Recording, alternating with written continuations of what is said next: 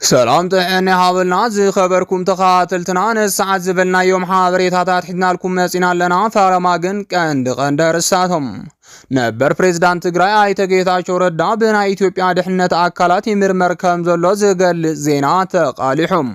ኃይልታት ምክልኻል ትግራይን ምብታንን አዘዝ ሰራዊት ትግራይን ምቅንጻልን ዝተዳለው ጉጅለ ብልጽግና በዓልመን ከም ዝመርሕዎ ዝገልጽ ጸብጻብ ወጽዮም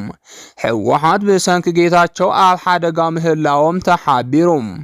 ሚስጥራው ሰነዳትን ሓበሬታን ሰራዊት ትግራይ ተሸይጡም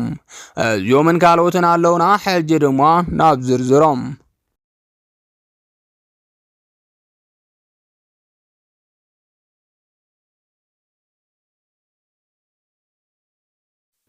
ነበር ፕሬዝዳንት ትግራይ አይተ ጌታቸው ረዳ በናይ ኢትዮጵያ ደህንነት አካላት ይምርመር ከም ዘሎ ዝገልጽ ዜና ተቃሊሑም አብሶምን እዚ አዘራራብ ካብ ዝነበረ ጉዳያት ሓደ ዝኾነ ሽመት አይተ ጌታቸው ረዳ ንብዙሓት ጸላእን ፈታውን ዘስደመመ ሽመት ምንባሩ ይዝከር አይተ ጌታቸው ረዳ ሹመት ኣብይ መቀባሉ ሲዒሙ ድማ በብዙሓት አካላት ተቃውሞ ክበጽሑ ጸንሐ ኮይኑም ናይ መርህ ዘይብሉ ሰብ ውሳነ እዩ ተባሂሉ ድማ ብስፍሓት ተቃውሞ ይበጽሖሎም በመሰረት እዚ ድማ በዝኾነ ይኹን አጋጣሚ ምንም ዓይነት ምኽንያት ዘየድልዮ ከቢድ ስሕተት ምዃኑ ዝተነገረሉ ውሳነ አቶ ጌታቸው ረዳም ናይ ደገፍቱ ተጋሩ ዘሕዘነ ውሳነ ምዃኑ ይንገረሉ ብርክት ዝበሉ አካላት ዋላኳ አይተ ጌታቸው ብሕወሓት ስለዝተደፈ ካብ ኣብይ ንዝመጸሉ ሹመት ምቕባሉ ትኽክል ገይሮም እንተገለጹም እዚ ግን ካብ ናይ ህልኽ ውሳነ ዝመጸ እምበር ንመራሕ ትግራይ መጸጊዒ ኣብይ ኣሕመድ ከም ዘይኮነ ኩሉ ዝፈልጡ ሓቂ ይኽብሉ ተንተንቲ ይሕብሩ مساوي مسرح مالت طقم حزبخا احلفካ مهاب كبرخان مننتካን ምውራድን ከምኡውን ናይ ሞራል ውድቀትን ከም ዘምጽእ ዝፍለጥ እኳ እንተኾነም አይተ ጌታቸው ከምቶም ኣብ ዙርያ ኣብይ ኮይኖም ግን ድማ ተላኣኽ ተባሂሎም ዝፍንፈኑን ዝነዓቑን ፖለቲከኛታት ኢትዮጵያ ሓደን ምዃን ብገዛእ ፍቓዱም ኣብ ትሕቲ ኣብይ ኮይኑ ሹመት ምርካቡን ብዙሓት ኣገሪሙሎም ኣብ ሰላማዊ ቃልሲ ትግራይ ብጌታቸው እንዳተመርሐ ለውጢ ክመጸሉ ብዙሕ ትጽቢት ዝግበረሉ ዝነበረ መንእሰይ ትግራይ ድማም ዘሰንብድ ውሳነ ይኽብሉ እንዳገለጹ ወይርከቡም ድሕሪ ሹመት አይተ ጌታቸው ረዳ ድማ ብርክት ዝበላ ሚድያታት ዝተፈላለየ ሚስጥራዊ ሓበሬታ ዝበልኦ የቃልሓለዋም ብመሰረት እዚ ድማ አይተ ጌታቸው ረዳ ሎሚ ምስ ኣብይ ኮይኑም ህወሓት ዝምልከት ብትኹረት ይሰርሕ ከም ዘሎ ገሊጸን እየን ስልጣን ተጠቂሙ ዝረኸቦ ናይ ሰራዊትን ውድብን ከበድቲ ሚስጥራት ሎሚ ንብልጽግና ይሸጠሉ ተባሂሉ ይኽሰስ ናይ ኣብይ ዓይንን እዝንን እዮም ዝበሃሉ ናይ ድሕነት ሰባት ዳርጋ መዓልታዊ ምስ ጌታቸው ረዳ እንዳተረኸቡ ሚስጥራት ትግራይ ማለት እውን ናይ ሰራዊት ናይ ውልቀ ሰባትን ናይ ውዳበታትን ኣሕሊፉ ይህባሎ ተባሂሉ ይኽሰስ ኣሎም ዋላ እኳ እዚ ሓበሬታ መረዳእታት ዘለዎን ክኸውን ዝተፈላለዩ አካላት ሕቶ ዘቕርቡሉ ዘለዉ እንትኾኖም ኣብ ውሽጢ ብልጽግና ግና ኮይኑ ጌታቸው ሚስጥር ህወሓት ክሕሉ ከም ዘይኽእል ግና ይሕብሩም ነዚ ስዒቡ ድማ ውድብ ህወሓት ብሰንኪ አይተ ጌታቸው ብርክት ዝበሉ ትልምታት ክቕየር ተገዲዱ ከም ዘሎን ናብ ጸላኢ ዝተባሃለ ኣካል ትልምታቱ ይበጽሕ ከም ዘሎን ተሓቢሩሎም ስለዚ ድማ ሎሚ ብዝተፈላለየ ኣመራርሓ ድሕነት ኢትዮጵያ አይተ ጌታቸው ረዳ ምርመራ ይግበረሉ ከም ዘሎ እንዳተሓበረ ይርከብ እቲ ሓበሬታ ምቅልሑ ስዒቡ ድማ ሎሚ ተግባር ጌታቸው ረዳ መላእ ተጋሩ ቁጣዕ ፈጢሩ ከም ዘሎ ተሓቢሮም ከም ዝፍለጥ ኣብ ናይ ትማሊ ዜናና እውን ኣብይ ህወሓት ምጥፋእ ብዕሊ ስርሑ ጀሚሩ ዝብል ሓበሬታ ካብ ዶክተር ደብረጽዮን ምስምዑ ሓቢርና ነርና ኢና ድሕሪ ምውዳእ ኣኼባ ማእኸላይ ኮሚቴ ህወሓት ምሳብ ፈጸምቲ ስራሕ እቲ ውድብ ጻንሒት ዝገበረ ዶክተር ደብረጽዮን ቀጻሊ ኣንፈት ኣብይ ዝበሎ ሓድሽ ሓበሬታ ምቅልሑ ምግላጽና ይዝከር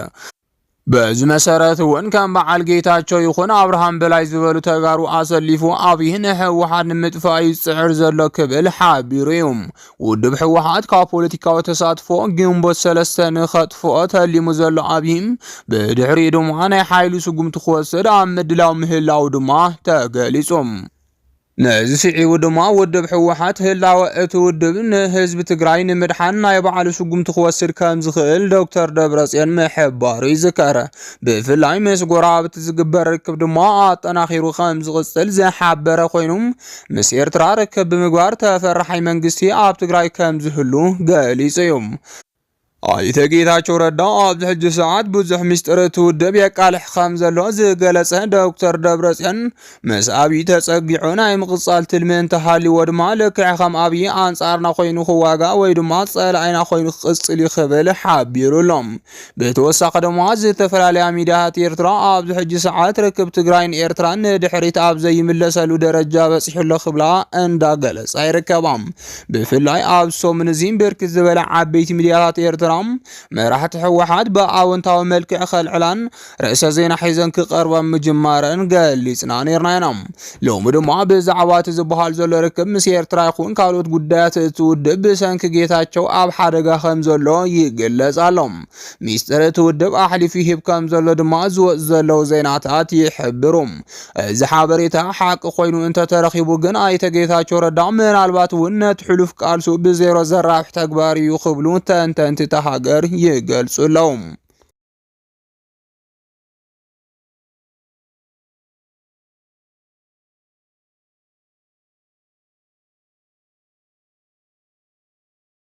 ሓይልታት ምክልኻል ትግራይ ንምብታን ኣዘዝ ሰራዊት ትግራይ ንምቕንጻል ዝተዳለወ ጉጅለ ብልጽግና ብዓልመን ከም ዝመርሕዎ ዝገልጽ ጸብጻብ ወፂኡ።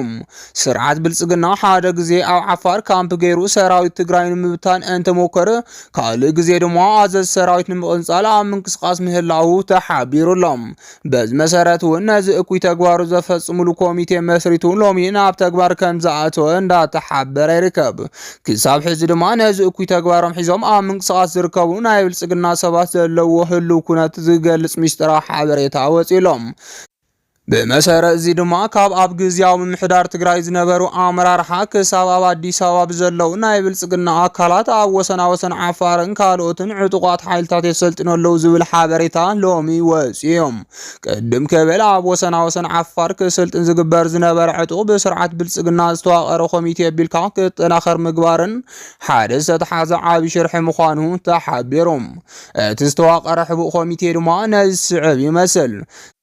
ተስፋዬ ቶሎን ሬድዋን ሁሴንን ካብ ኣማኻሪ ብሄራዊ ድሕነት ዶክተር ጌዲዮን ጢሞቴዎስ ካብ ወጻኢ ጉዳይ ሚኒስተር ፊልድ ማርሻል ብርሃኑ ጁላ ካብ ሰራዊት ምክልኻል ኢትዮጵያ ከምኡውን ካልኦት ኣባላትን ዘለዎ ኮሚቴ ነቲ ኣብ ወሰናወሰን ዓፋር መሰረት ዝገበረ ዕጡቕ ሓይሊ ድጋፍ ክህብዎ ብሕቡእ ይስራሕ ኣሎ።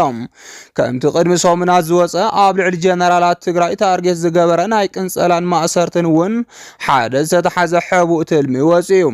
ካብዚ ብተወሳኺ ብኣንፈት ጸለምትን ደቡብን ዘሎ ከም በዓል ጀነራል በላይ ስዩም ዝበሉ ኣመራርሓ ሰራዊት ብልጽግናን ኣብ ውሽጢ ትግራይ ዘሎ ናይ ፌደራል ናይ ስለላ መሓውርን ነቲ ኣብ ውሽጢ ትግራይ ክግበር ዝድለ ናይ ውክልና ወተሃደራዊ ምንቅስቓስ ቅንፀላን ዓመፅን ዘድሊ ደገፍ ክገብሩ ዝተቐመጠ ኣንፈት ከም ዘለውን ሓበሬታታት እንዳወፁ ይርከቡ።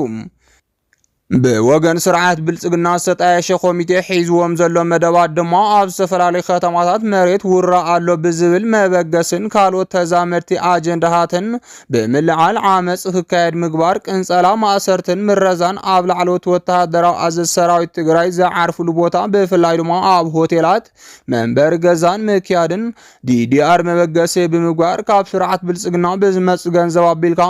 ዲዲኣር ባዕልና ክንህቢና ንዑ ብምባል ሰራዊት እናፈረ ናብ ዓፋር ንኸይድ መሃያ ገይሮም ናብ ዕጡቋት ሓይሊ ክውደቡን ሰፊሕ ስራሕ ንምስራሕ ኣብ ምድላው ከም ዘለው ተሓቢሩሎም። ብተወሳኺ እውን ኣብ ኩለን ኣርምታት ውሽጣዊ ሽርሕታት ብምክያድ ክፈርሳ ምግባር ብፍላይ ድማ ኣርሚ 33ን ኣርሚ 31ን ኣርሚ 60 ትኩረት ዝተገበረለን ኣርምታት ምዃነን እንዳተገለጸ ይርከብ። ኣብዚ ሕጂ ሰዓት ብልጽግና ዝደለዮ ፖለቲካውን ወተሃደራውን ዓወት ከየመዝግብ ቀንዲ ዓንቃፋይ ኮይኑ ዘሎ ሰራዊት ትግራይ ብምዃኑ ንዕኡ ንምድኻምን ንምብታንን ኩሉ መዳይ ምውዳድ ብምክያድ ብዕቱብ ክስርሐሉን ኣብ ውስናት ጀነራላት ትግራይ ድማ ታርጌት ብምግባር ኣዘዝ ሰራዊት ትግራይ ክጽሉን ብኦቢልካ እቲ ሰራዊት ክብተን ምግባርን ቀንዲ ዝተተሓዘ ስራሕ ምዃኑ ዝገልጹ ምንጭታት ይወጹለው። ኣብ ልዕሊ ዝተፈላለዩ ኣዘዝ ሰራዊት ትግራይ ዝካየድ ወፍሪ ጸለምን ምጽልእላን እውን ተጠናኺሩ ክቕጽል ምግባር ቀንዲ ዕላማ ስርዓት ብልጽግና ምዃኑ ንምፍላጥ ተኻኢሉ እዮም። ስርዓት ብልጽግና ቀጥታዊ ውግእ ካብ ምክያድ ብኸምስታት ሕቡእ መንገዲ ሰራዊት ትግራይ ባዕሉ ንባዕሉ ክባልዓን ክበታተንን ምግባር ልዑል በጀት በጅቱ ኣብ ምስራሕ ከም ዝርከብ ድማ ተሓቢሩሎም። ዝኸበርኩም ተኸታተልትና ንሰዓት ዝበልናዮም ሓበሬታታት ነዚኦም ይመስሉ ነይሮም። ንምክትታልኩም ካብ ልብና መስግን።